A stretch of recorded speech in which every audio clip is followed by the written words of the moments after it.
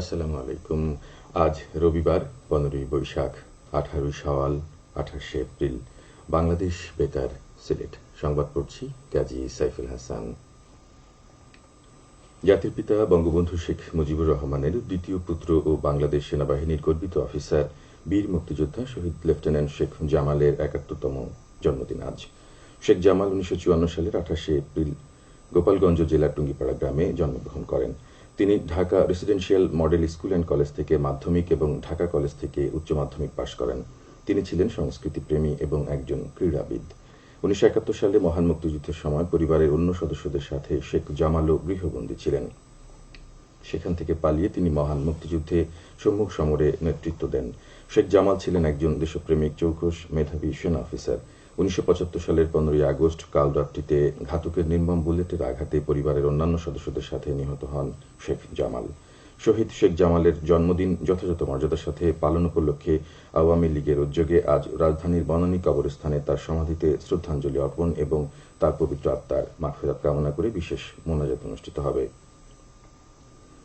সংসদ নির্বাচনের মতো উপজেলা নির্বাচনও বিশ্বাসযোগ্য হবে বলে মন্তব্য করেছেন নির্বাচন কমিশনার আনিসুর রহমান। তিনি বলেন, উপজেলা পরিষদ সাধারণ নির্বাচন 7 জানুয়ারি দ্বাদশ জাতীয় সংসদ নির্বাচনের মতো সুষ্ঠু ও বিশ্বাসযোগ্য হবে।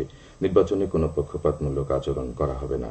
সিলেটের বিভাগীয় কমিশনার আবু আহমদ সিদ্দিকীর সভাপতিত্বে গতকাল দুপুরে জেলা শিল্পকলা একাডেমিতে প্রথম ধাপের উপজেলা পরিষদ নির্বাচন সফল করতে আইনশৃঙ্খলা রক্ষাকারী বাহিনী, প্রশাসনিক কর্মকর্তাদের সঙ্গে বৈঠক শেষে সাংবাদিকদের তিনি এসব কথা বলেন।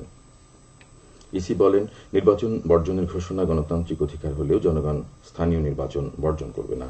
একটি অবাধ, সুষ্ঠু ও নিরপেক্ষ নির্বাচন সম্পন্ন করতে যা যা করা দরকার নির্বাচন কমিশন তা করতে বদ্ধপরিকর। ইসি আরও বলেন, নির্বাচন যেন উৎসবমুখর, অংশগ্রহণমূলক হয় সেজন্য আমরা প্রতিটি মুহূর্তে কাজ করছি। তবে তীব্র দাবদাহের জন্য নির্বাচনে ভোটার উপস্থিতি নিয়ে শঙ্কা রয়েছে। সিলেট বিভাগের 4 জেলার মধ্যে সিলেট সদর, দক্ষিণ সুরমা, বিশ্বনাথ ও গোলাপগঞ্জ, সুনামগঞ্জের দিরাই ও সাল্লা, মৌলভীবাজারের জুড়ি, কুলাউড়া ও বড়লেখা এবং হবিগঞ্জের আজমিরীগঞ্জ ও বানিয়াচং উপজেলায় প্রথম ধাপে নির্বাচন হচ্ছে।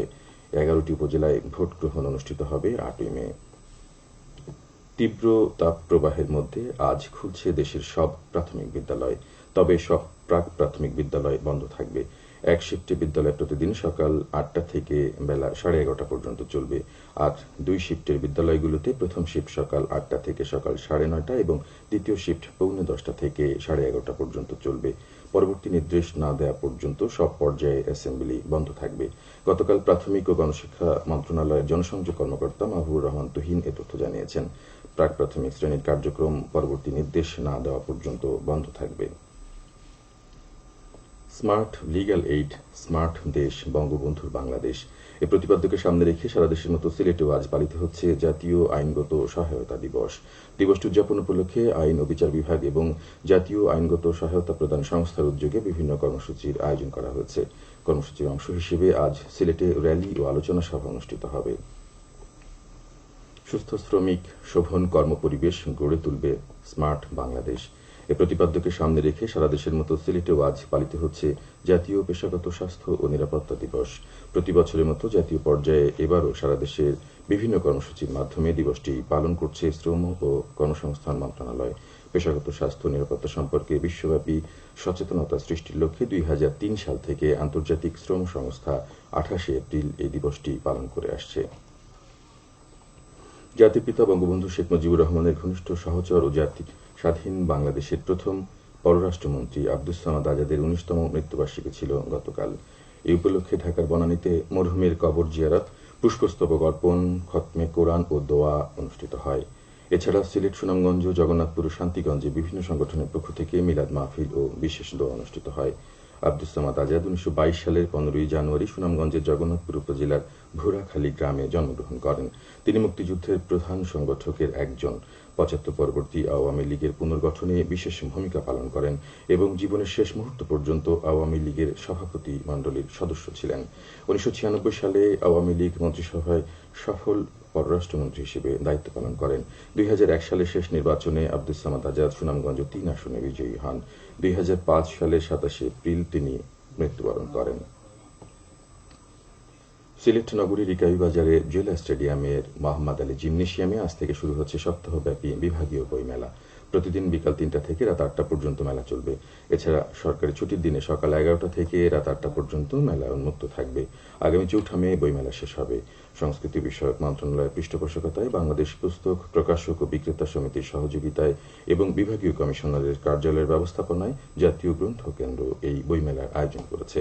মেলায় জাতীয় পর্যায়ে প্রায় 50টির অধিক সরকারি, বেসরকারি ও স্থানীয় প্রকাশনা প্রতিষ্ঠান অংশগ্রহণ করবে। খেলার খবর। ক্রিকেট।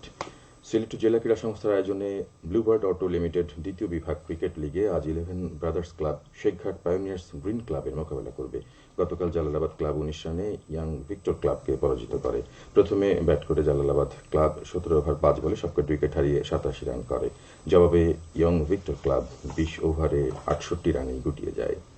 সবশেষে আবহাওয়া।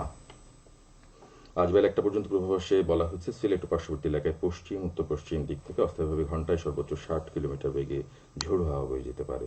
সেই সঙ্গে হতে পারে বৃষ্টি অথবা বজ্রসহ বৃষ্টিপাত। এসব এলাকায় নদীবন্দরসমূহকে 1 নম্বর সতর্কতার সংকেত দেখিয়ে যেতে বলা হয়েছে। আজ সিলেটে সূর্যোদয় হচ্ছে 5:19 এবং সূর্যাস্ত যাবে সন্ধ্যা 6:21।